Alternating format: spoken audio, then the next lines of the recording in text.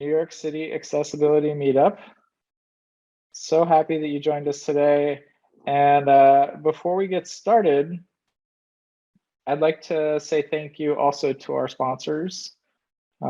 Fable has been a generous sponsor of the meetup for the past few months at least, and Equal Entry and Adobe have also been gracious in their sponsorship of our meetup. So thank you to them. We also have a meetup once a month. So I encourage you all to go to meetup.com/A11yNYC, and you'll be able to join the meetup and see what's coming up.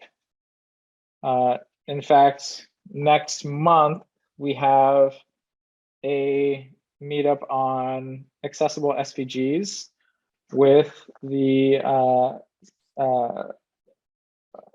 with contrast, motion, etc.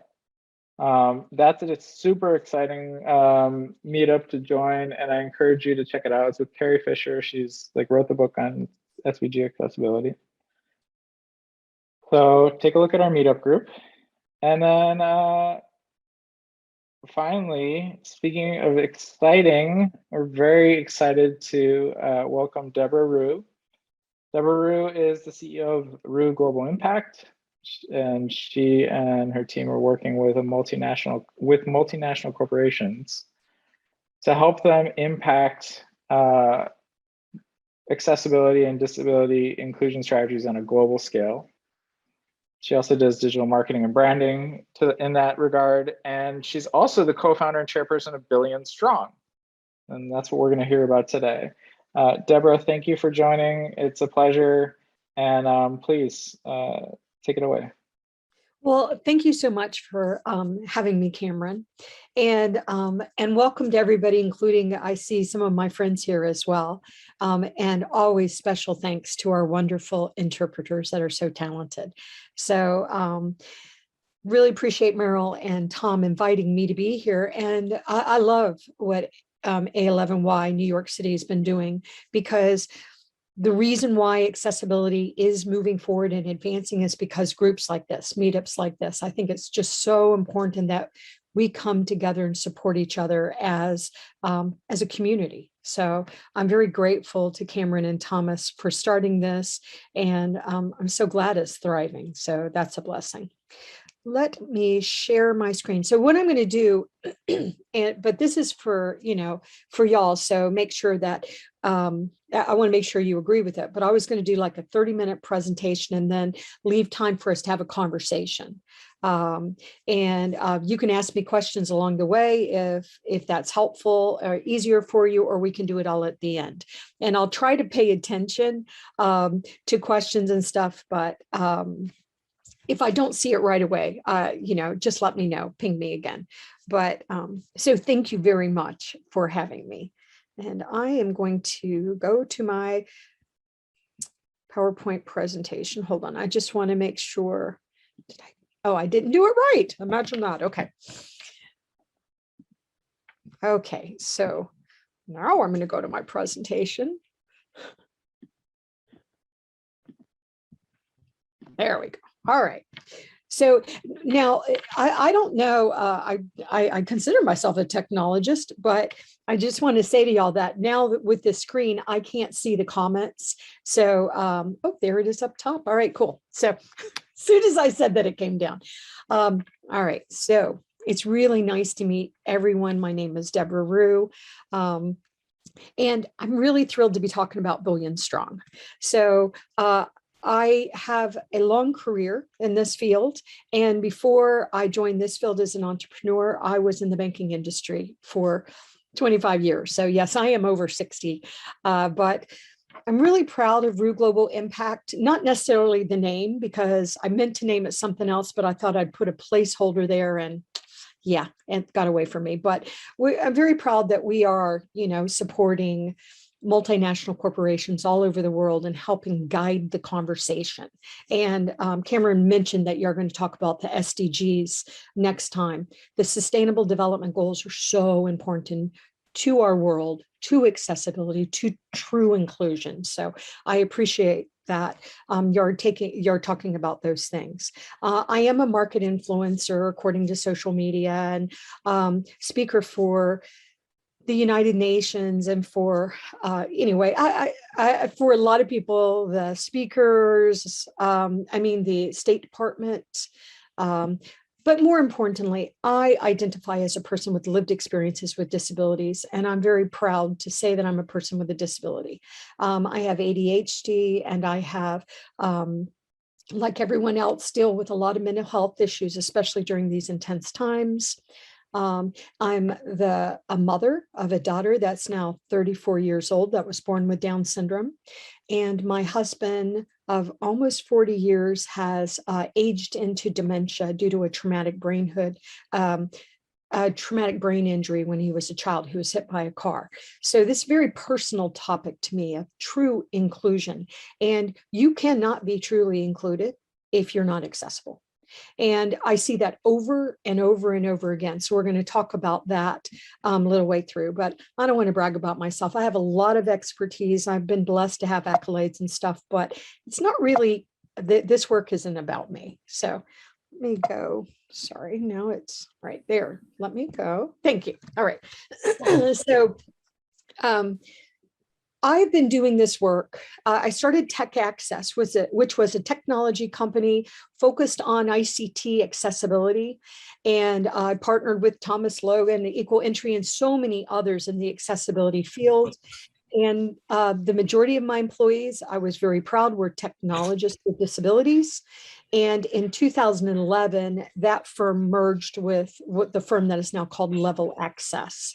So, and then I started Rue Global Impact because I saw that corporations were trying to include us, but I didn't feel they were doing a good job of telling society what they were doing.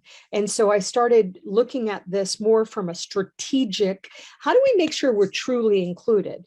And just as an example, and I'm not going to be mean and name it, but there is, I'm sorry.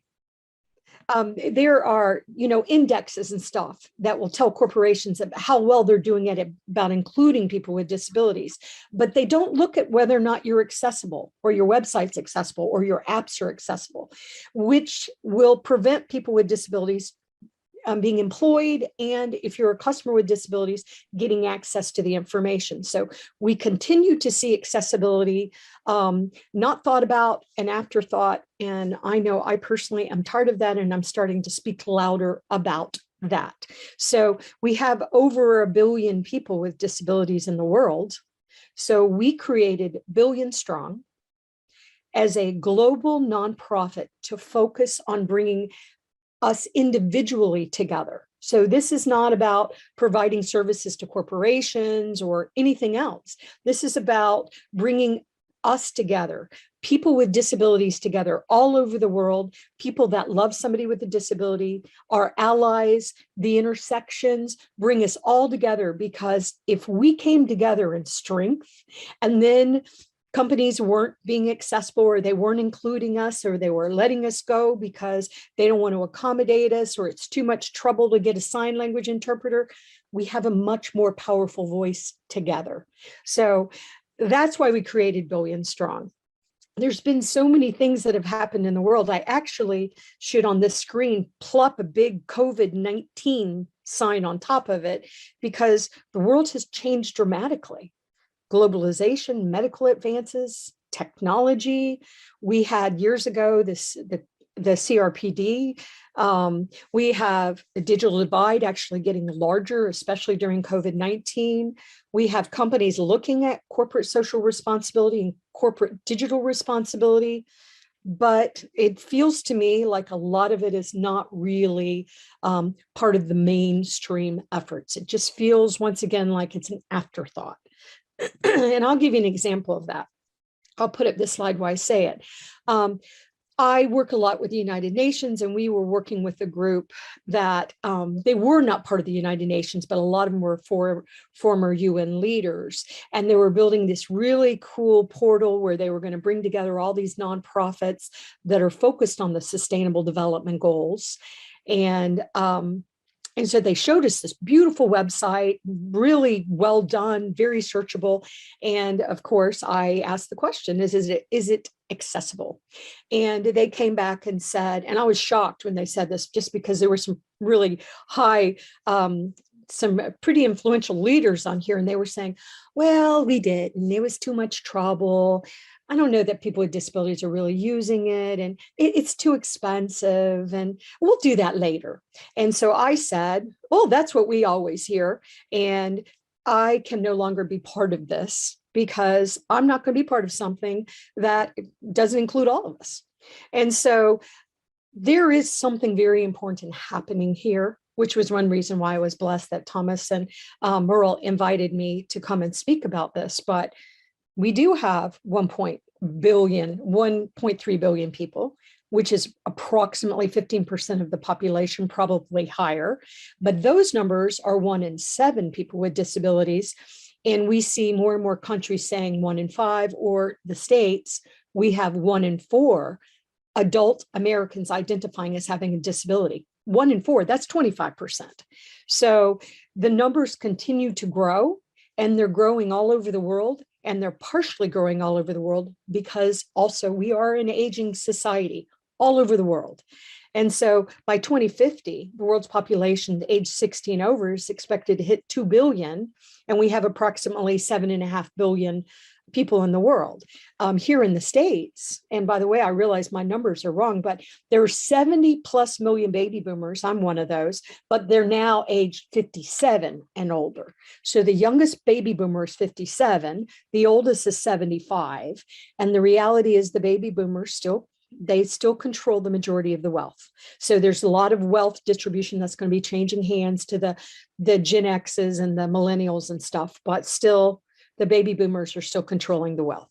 So as people age, they age sometimes into disabilities. According to the AARP, quite often into disabilities. About 46% of Americans over the age of 65 have disabilities. And that's not a threat. It's just part of being a human being. But we see with those people and people with disabilities, the tech gap is widening. We see 5 generations in the workforce, and we see generational fighting and misunderstanding. There's cultural differences because of this. Cybersecurity, the reason why I bring up cybersecurity is because unfortunately people with disabilities and the elderly are targeted more with cybersecurity than any other group. It's really sort of chilling what happens to these people in our society. And then of course I bring up aging in place because us baby boomers don't want to do what my generation did and put our elders in nursing homes. We want to work and live and play and age in place. So all of these things are impacting us pretty substantially. Another thing to consider is that when I talk to corporations, which I do all the time, I don't want them to think about including people with disabilities as always a charity. Just because you're including people with disabilities doesn't mean it's a charity, not when there are so many of us. And if you are not looking at including us from the perspective of return on investment, return on expense, anything else you do, then you are treating us like you have to a charity or somebody you got to take care of. So it's very important that corporations include us in a very meaningful ways, which means everything you do has to be accessible, just speaking from the accessibility lens. So I'm glad that we now have corporate digital responsibility. What digital responsibility do you have to make sure we're all included? And I don't want to be excluded just because I don't have high bandwidth, for example, because that's also causing digital exclusion. So messages that corporations, the large corporations are really hearing now is we want to be included meaningfully. We want you to stop pretending like our part of the disability community can't add value. We have thousands of years to prove that's not true. And let's just make sure that we're really digging into what it means to be a human being. So societal expectations have changed dramatically, and they were already changing dramatically before COVID-19 happened. And then COVID-19 happened. We see the younger generations vowing not to work for corporations that are not good players. Right now, after, as we're in this phase of COVID, we have the great resignation, where we see people all over the world resigning from large corporations saying, I don't want to work for bad players, or they're quitting jobs, or they don't want to work, or there's a lot of changes happening that are really, really negatively impacting the workforce and society. And but societal expectations have never been more expectated. Oh, I can't say that word. That's not the right word. We expect corporations to be good players. We really do. And if you're not including us, we're going to talk about you, and you're not going to like what we have to say. So employers must do the right thing by their employees and by their customers. And we also look at it from a brand perspective. I don't mind you talking about your brand, but don't do it at the expense of us, and don't use language that hurts us. So anyway, there's a lot of scolding going on, but we also believe it's about identity and empowerment, because once again, we're 1.3 billion people. If we came together, we hired from each other, we bought from each other, we supported each other, we complimented each other, we told each other stories. Think about it. I mean, we would be unstoppable as a community, but we don't do that right now. Most people, if they can not identify as being a person with a disability, they won't. If I can keep it hidden, I'm going to keep it hidden. Sometimes when we tell people that we have disabilities, like I talk about my neurodiversity, there's other members of the disability community that's like, well, that's not a real disability. Well, if it's not a real disability, why is it written in the laws? Okay, so we can't even decide if we have a disability or we don't. I know many members of the deaf community, for example, that have a lot of pride, do not consider that they have a disability. They consider they speak a different language, which is true. And so we have to take all that into consideration, and we ourselves have to come together, and we have to decide what is the right language. How do we talk to each other? How do others talk about us? Because you know who's making the decisions now about that? Are the corporations. The corporations are going to decide, are we called diversibility? Are we called people with determination? Are we called, are we people first? Are we society first? There's a lot of confusion with identity. I think another really important thing I want to bring up about identity is during the COVID-19, one thing that we saw here in the United States was more Americans with disabilities self-identified than ever before. Why? They didn't do it before because they felt they would be disadvantaged, which is probably true, or discriminated against, but they're doing it now because they want to continue to telework, because they find they're more productive, they can have a better work-life balance. So the reality is the lessons that we learned from COVID-19, if we forget them, we're going to see even more of people leaving the workforce, the great resignation that's happening. So we felt that this was the time to bring Billion Strong to life. But what we also did not want to do, we don't want to step over all these amazing, talented people that are already out there offering services to our community and for our community. So we want to really support entrepreneurs with disabilities. We want to turn up the volume on efforts like I sat on the US BLM board, which is now Disability In, for 6 years. And we created this certification of companies specifically owned by people with disabilities. As a matter of fact, one of those companies, John, has a company that's certified. And I think it's very important that we all become certified if we're entrepreneurs with disabilities and we're employing people with disabilities and we meet the criteria. But we need to come out and be proud of who we are. And I'll say one more thing that happened that I thought was interesting was I have a friend of mine in the United Kingdom who had a CEO of a large tech company come to him and say, can you test to see if I'm dyslexic? And he's like, well, sure. How come? And he's like, oh, I think it'd be cool to be neurodiverse. So is it cool now to have a disability? I think it is. Is it sexy to have a disability? I think if you look at the picture of Dr. Mondre here, and I forgot to describe myself early on, sorry, but I am a white woman with gray hair And purple. I have purple hair too, because I figure if I'm gonna be old, I'm gonna have fun. And I have a background of Billion Strong logo behind me, and I'm very proud that Rue Global is creating Billion Strong. So I forgot that, because that's another thing that we can do just to make people feel included. We can have sign language interpreters if somebody speaks sign language.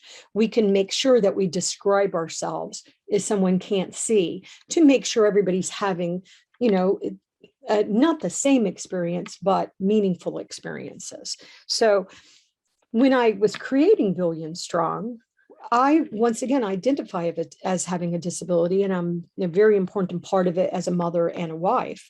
But one of the partners that I'd reached out to said, oh, good. Another white woman that doesn't look like she has a disability is going to start a disability organization. And I'm being blunt here, but I was like sort of hurt by that comment, because I thought, wow, I've been doing so much for this field, but I really did sit back and think about it. And he's right. We need to make sure that we're being very purposeful, and representation matters like never before right now. So I actually made Dr. Mondre Pough the CEO of Billion Strong. He's an amazingly talented man, amazingly talented entrepreneur, wonderful communicator, has a really strong background. He also happens to be a man. He has lived experiences as a man. He has lived experiences as an African-American living in the United States. He has experiences as Southern, living in the southern part of the United States, and I'm from that part of the United States, and it is a little bit more prejudiced than the rest of our country. And I'm not just saying that. Go out and read the news if you don't think that's true.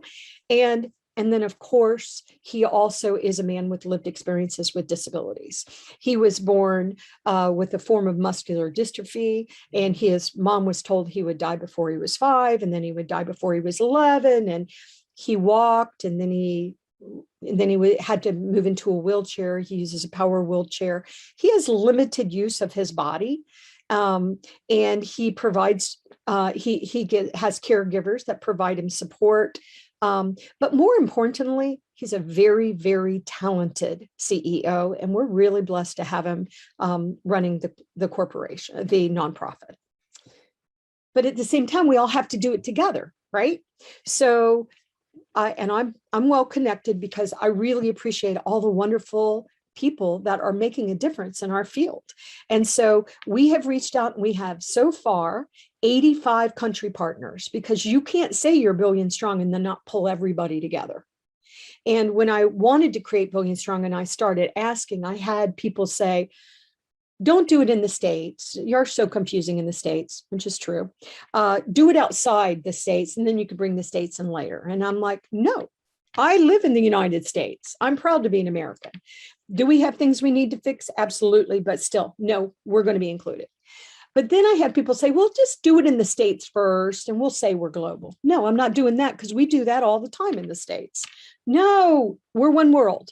And so I went and I started deliberately reaching out to partners. Now, when I say I'm reaching out to partners, I'm reaching out to DPOs, Disability Persons Organizations, also known as organizations of people with disabilities around the world. And there's so many efforts being made.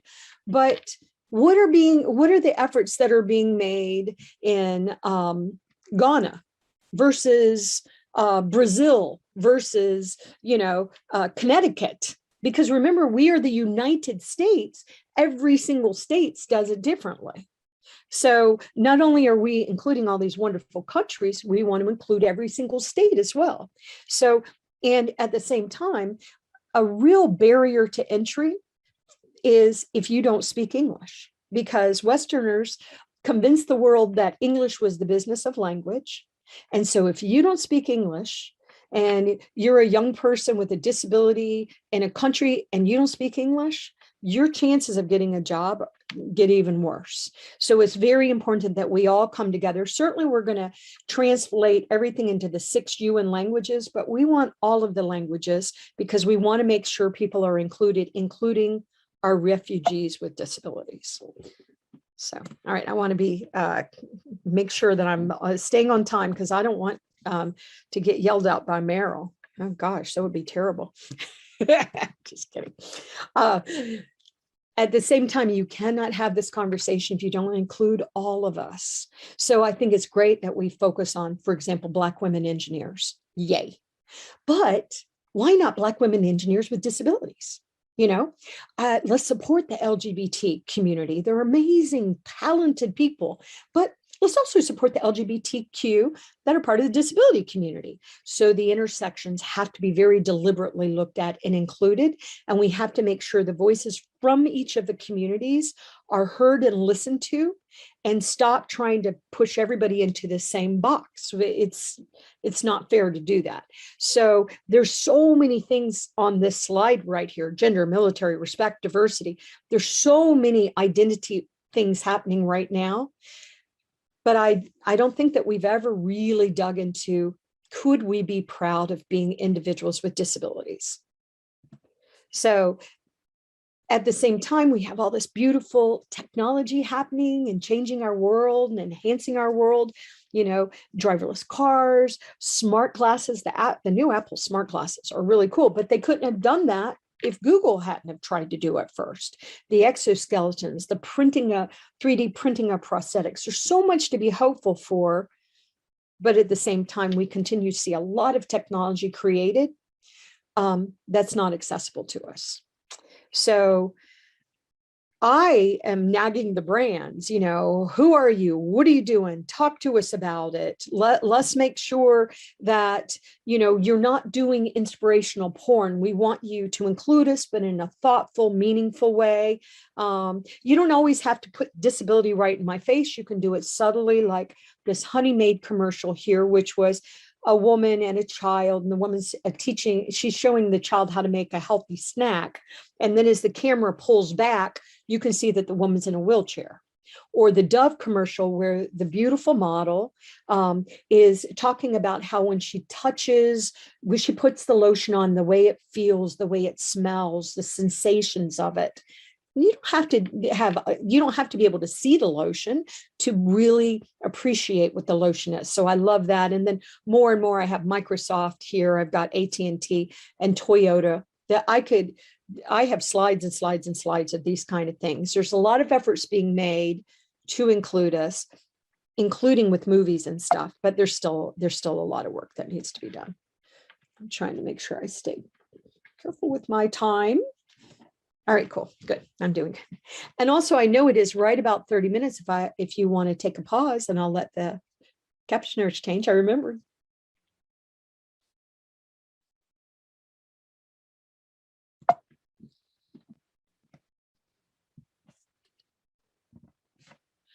Okay, thank you, Elizabeth. Okay, and of course there's a direct path to the community, you know, which are doing right now with the A11y New York City. There's a direct path to community. You can find us if you want to find us. You can find us whether we are individuals with disabilities or whether we're working in the field to make sure that people with disabilities are included. You are part of the community. As a matter of fact, Billion Strong, there's no membership fee to join. Everybody can join. We're going to do training. We're going to provide so much content, but what we're also going to do, which I really think we should do more of, and I think once again, A11y New York City has done a good job with this, is we want to make sure we're telling other people's stories, because it's not about Debra Rue. I mean, it's partially about me, but it's also about, you know, what is Thomas Logan's equal entry? What do they do? What are they doing over there at A11y New York City? What are they, you know, what's happening in India? What's happening in China? What's happening all over the world that we can not only learn from and appreciate from, but also maybe utilize to help more people as well. So there really is a direct path to the community now. There wasn't in the past, but there is. A lot of barriers have been broken down because of social media. The community is active, engaged. We are a strong purchasing power, but this is such a huge but the problem is we don't tell people who we are. So yeah, we're a strong purchasing power, but we don't say, listen, I'm not going to buy from you. because you're not accessible. Instead, I'm going to move over here to this company. I mean, if we would go back to that old writing letters, even if it's just emails, saying to CEOs, and I did it, for example, I was with a big pharmacy company in the United States as a customer, and I switched to Walgreens. And the reason why I switched to Walgreens was because, and I had to move my pharmacy prescriptions, and it wasn't as easy as just going to a different store. There were some things I had to do, but I did it because I appreciate that Walgreens were making a commitment to hiring people with disabilities. And I appreciate that they were making their websites accessible. But then their competitor that I left actually started doing it, but I didn't go back because it's too much trouble. So, but I did take the time to write a letter to both of the CEOs of the companies, the one that I went to and the one that left, and told them why. So if we all did that, we could really help change it even more. But there is a direct path to the community through social media, through business to business, business to consumers. There's a lot of ways to get to this community now. And it is bi-directional as well, because they will talk to you. Why not be polite and listen? Don't ignore what they're saying. Why are you leaving us out? Why are you creating videos that don't have captions? Things like that. Don't ignore us. Why are you? So I think it's a real opportunity for us all. So this, I didn't want to talk too much. I wanted to make sure that we could have a conversation, but I really do believe the business case has been clear for a long time. Technology is definitely redefining our workforce. So is COVID. Societal expectations are changing so rapidly. And if you're not paying attention to them as an entrepreneur, as an individual, as a corporation, things are changing, and we all have to be agents of change. And once again, if you're not familiar with the SDGs, once again, they're going to have an upcoming training on it. I personally think we should all be very familiar with the SDGs, the Sustainable Development Goals. There are 17 goals that the world has committed to come together to reduce the gender equity problems. Let's stop hunger. Let's clean up our oceans, all the things that we need to do to make sure we protect our beautiful earth, but at the same time, we protect all human beings. And we stop deciding that some human beings are not as important than others because they love the wrong person, they have the wrong color skin, they have a disability. Stop it. We're just tired of that. So I believe that a lot of the changes that we see happening right now are going to be very beneficial to our community. So I'm hopeful about it. So I'm just going to, and I'm happy, Cameron, to share this presentation with you. I have human potential at work. I run Access Chat, which, by the way, Cameron, you should come on Access Chat and talk about A11y. I'd love to. And then I'm an author, blah, blah, blah. But I'm going to stop sharing because so that we can have a conversation. Sure. Yeah. And Debra, thank you so much. There's so much there and such a rich ecosystem to talk about with regards to your work and the field. One thing that you touched on that I'd like to dig into specifically is sort of this idea of community, right? We're a community here with A11yNYC, and the importance of having a sense of community in impacting change. One of the problems that we run into around community and disability is stigma. And especially in areas of serious mental illness, but also in areas of, like cognitive disorders and mental illness, I think are particularly hard in professional environments because they're ignored from diversity efforts often.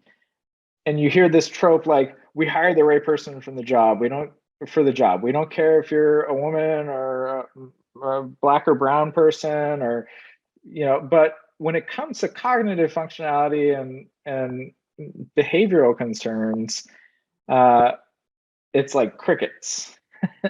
And this is something that's personally impactful. And I wonder what resources or communities or I'm not sure if this is your specific domain, but I wonder if you can point people to some thought leaders in this space or resources about stigma with cognitive disability and more broadly, stigma related to disability in the workplace? Yeah, that's a great question, Cameron. And there's a lot of stigma. There's a lot of stigma and a lot of misinformation and a lot of people that, if you talk about our field, people with disabilities, the reality is that when you talk about disabilities, a lot of time people just assume you're talking about somebody that's in a wheelchair or somebody that has a certain service animal or a cane. And the thing that's also interesting about our community is we ourselves don't understand who's in our community. Isn't it fascinating to be part of a community that people don't even know they're part of your community? They don't even know it. I remember one time I was doing a presentation for a Jewish community center, and they were saying, what do you think is our number one problem in accessibility, disability inclusion? And I said, well, that nobody wants to be part of our team. Nobody wants to be part of this. And we hear stupid stuff like, I have a friend of mine that's blind that works for a large pharmaceutical company. His coworker told him he'd rather be dead than be blind. I don't know how that is conducive to a positive work environment, for example, but there is a lot of work happening with that, Cameron. There's a lot of efforts being made on those topics. And we are also working on those topics from the lens of technology as well. Because when you look at like artificial intelligence, well, the data sets are all set towards white males, just because that's the way we've always done things in society. But we actually have to make sure that we're looking at all the diversity and all the other diversity groups as well, so that we have good data sets to select from. But there's a lot of work being done on those barriers, on those misunderstandings, on the the racism, but it's breaking down identities. Right now, Elizabeth, the sign language interpreter, and I, for example, we both have she, her, hers. We have some identity out there. Why? Because we as society, and we're really digging into what it means to be an individual. And so there's so many resources that I don't even know where to begin, but I would say maybe one place you would begin is go onto social media and look at those specific hashtags. But we're seeing very interesting conversations around mental health. I can't tell my boss that I have any mental health issues. Right. That's exactly what I'm after, is like, and maybe this is like a completely different no, it's a great topic, but because it's about identity. It's about identity and just the idea that self-identifying could be risky. And I think acknowledging that. Right. Yeah. And the other day I was talking to some people that worked for a real large brand in their employee resource groups, and they were all happen to be from the States, and you'll see why that's relevant. And they said to me, well, what is Billion Strong going to do to protect us? Now, as an American, I know what that means. I know how we sue each other in the United States. But I said to them, well, we're not going to do that. What Billion Strong's not going to do is go and start suing people. We have other organizations doing that, and I'm really glad. I'm sorry you have to be sued, but if you're not including us, I'm tired of it. So sorry, but at the same time, what do we actually do to be successful? I think that's more important. And so I'm seeing some interesting things like men talking about how men handle depression. Because by the way, men handle depression differently from women. They just do. And younger men handle it differently than older men, just because of cultural differences. So we're seeing a lot of efforts, a lot of conversations about this. We also are seeing, which I think is really cool too, in that we're seeing leadership training for managers to understand how to deal with people that are in trauma. Because the reality is we're all in trauma right now. We are. Yeah. My brother-in-law died suddenly on Monday. And he died because they couldn't get him a bed because it was overrun with COVID-19. That's very traumatic, right? Yeah. I know it's so sad, but at the same time, everybody's walking trauma. So Yeah. how do you lead people on your team if they're traumatized? So anyway, I'm not really answering the question because it's a big Yeah, question. no, I mean, it's not a fair question in a way because it's just so, It's a great question. it's so poignant. But so, okay, so I want to pause here for a second and open the floor. Mark McGuire, do you want to go ahead and unmute your video and ask your question? Or I can read it out loud.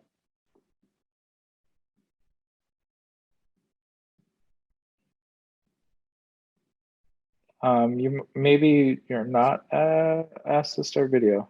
Okay, I don't know if you were able to unmute your video, but you can now. All right. Well, There he is. there you are. Hey.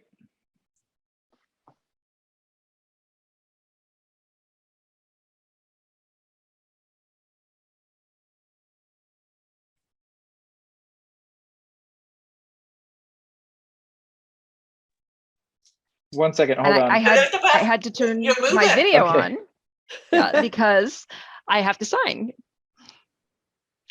So this is Mark speaking, and I have a question. I'm curious about what Billion Strong's plans are for next year, 2022. And greetings to Mark. Mark's a good buddy of mine with Access Chat. He's been a big part of the community at Access Chat, so we love him. And that's a great question. And I'll tell you, Mark, you know me. And I really like to make sure that everybody's included. And so we have, like I said, 85 country partners. So one thing that I was doing was I want to get out on our website what those countries are doing, not make it so much about Billion Strong, make about, start telling the stories. But one of my board members said, I don't think we should do that. It's great. Let's do that, but let's focus on an event first, meaning what can we do as Billion Strong to really help? What's something we could start with? And so we're starting with a hard one. And this is the first time I've talked about it. So this will be announced here. But what we want to work on first in 2022, as she takes a breath, we really want to talk about, can we all come out and identify? Mark, can you come out and identify that you're deaf and you use ASL like you have right now, identified in the window? Will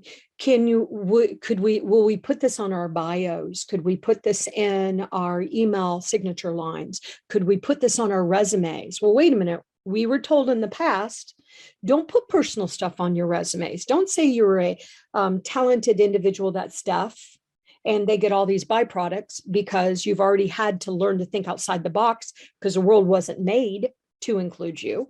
And can we do that with pride? But what are the risks, once again, to our community if we do that to us? But they're becoming less risk now because and I'll give you two examples. So I was talking to a colleague of mine that's in the Philippines and she's blind. And she had a friend of hers that is also blind say, I'm applying for a job. Should I tell them I'm blind or should I wait till I get the interview and then they're going to figure it out? And so my colleague recommended she not tell them, which, by the way, is standard practice. We don't tell people on our resumes or our CVs that we have disabilities. That's standard. But so she didn't tell him. She went to the interview. The interviewer was actually mad that she didn't tell him. And the interview didn't go well and she didn't get the job. Now, the reality is, and we all know this, if she had told the woman beforehand that she was blind, she would never have gotten the interview. We just know that. So what do we do? Well, now we have 500 major corporations with the valuable 500, along with the World Economic Forum, that have said, we do want to hire you. We do. We want to hire people with disabilities. Where are you? Where do we find you? So I think one of the first projects we're going to do in 2022 is we're going to start a campaign to talk to the community about whether or not we should come out proudly and say on every place where we identify ourselves that we are individuals with disabilities? Can we do it? Can we support each other? I mean, it's interesting. Everything we're talking about has risks because sometimes our community gets mad at each other a lot. If you've ever seen on, oh, thank you, Carlos. But so that's what we believe we should start with, because think about the identity stuff we got to deal with that. So how do you present it? Well, how do you present it in one country over another country? It's a deep conversation, but also, who are you, Mark, for example, as an individual? What part of your identity do you want to tell a possible employer? And is there an advantage to companies like yours? And John Kirkland, I know, is on here, who has his own company, for corporations to know their vendors are owned by persons with disabilities and they're committed to hiring people. Does that give you a leg up as a vendor to get selected more, through? So that's what we're going to work on.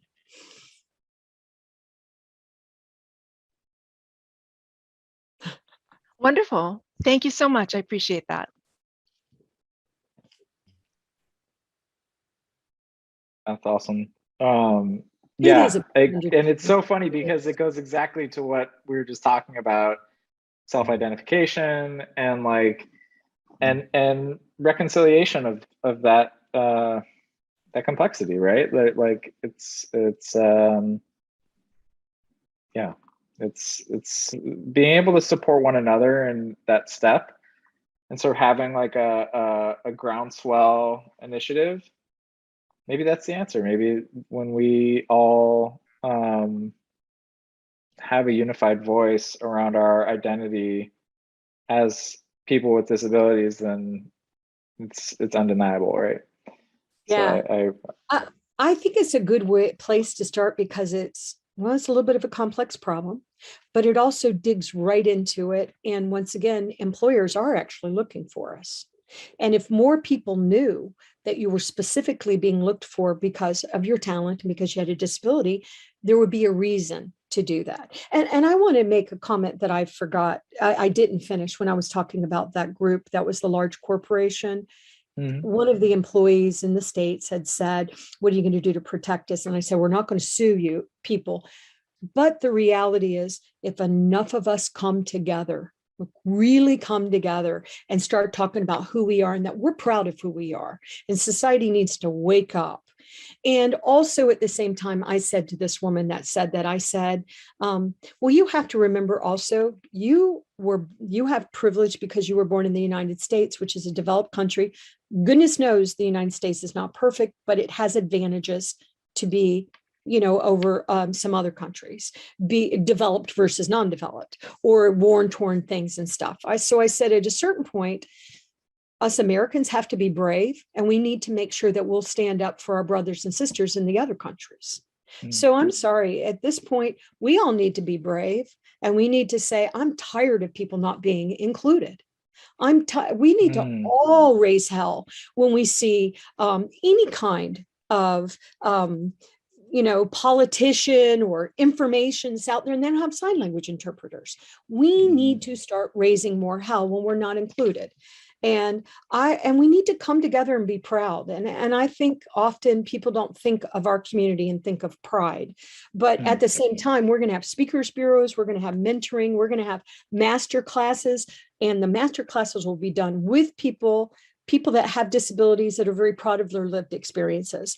We want to really talk more about the intersections, and there's some conversations happening with that, but at the same time, don't put any indexes in place that don't have accessibility included.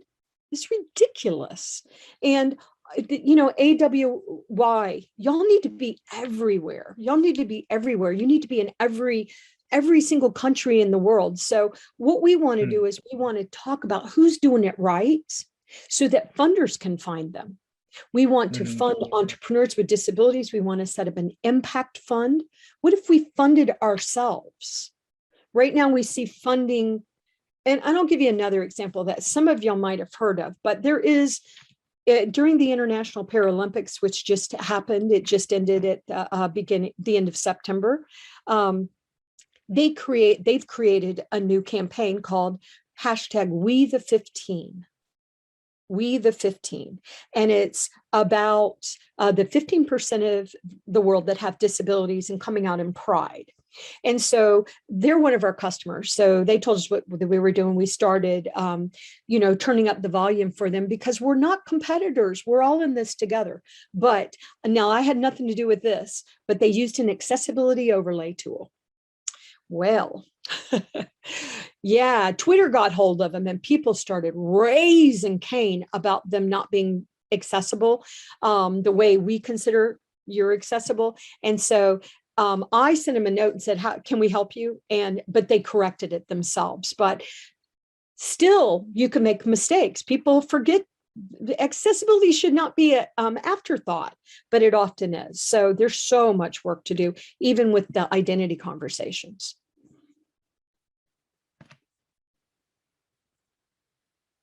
Yeah, I appreciate that, and there is so much to do, and it is sometimes overwhelming. But I think, just taking it a step at a time, and people like you leading is super helpful. So thank you for that. We have a few more minutes, so I welcome more questions.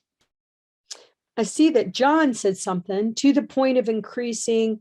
Well, and he might want to say this himself instead of me reading it, but I see that John Kirkland. Yeah, John, you're welcome to take the stage, as it were, and Can you hear me? Yes, we can. Wow. All right. I didn't even know. Yeah.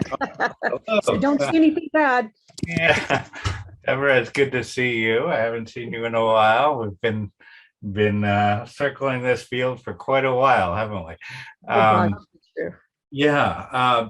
I definitely found your points interesting around cognitive accessibility and the employment in that area, and even self-disclosure, which is something that I dealt with directly for quite a while, and it was very, very interesting. And there's a lot that needs to be done, and it's a difficult area.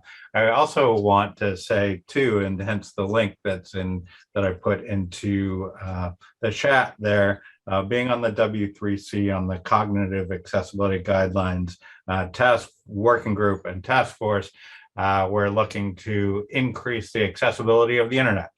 And we're really trying to get heads together around how cognitive accessibility is really being can be applied in the internet world. We, as was touched upon a bit there, there are the different lanes essentially of disability, and different advocates in the areas, and each organization advocating for their own needs, and but with the W3C, for example, it's covering all disabilities, and so that you have these cross functionalities coming into play. And we really want to increase, especially with cognitive bubbling up in the whole area of accessibility, and let's I don't know if this is a politically correct way of putting it, but like mainstreaming a bit more, where people are realizing we're all going to have a disability at one point due to aging, and we're not going to be able to function at the same level, and we will need assistance. How can technology assist us all? So it's a fascinating field. We need more participation. Feel free to contact me, and also put the link into the Cognitive Accessibility Task Force of the W3C.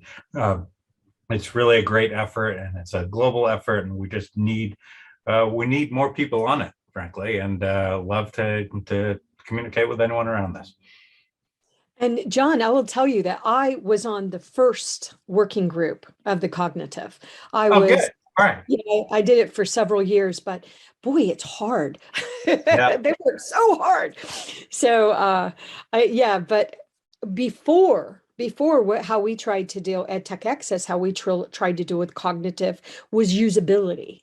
but Yep. actually it needs to be addressed differently. So I'm really glad that W3C is doing it. And there's so much more to it. As John said, once again, this is about people. I mean, I'm 62 and I definitely, my body is different than it was. It is. And I don't, now, once again, I've also, like all of us, I'm in trauma.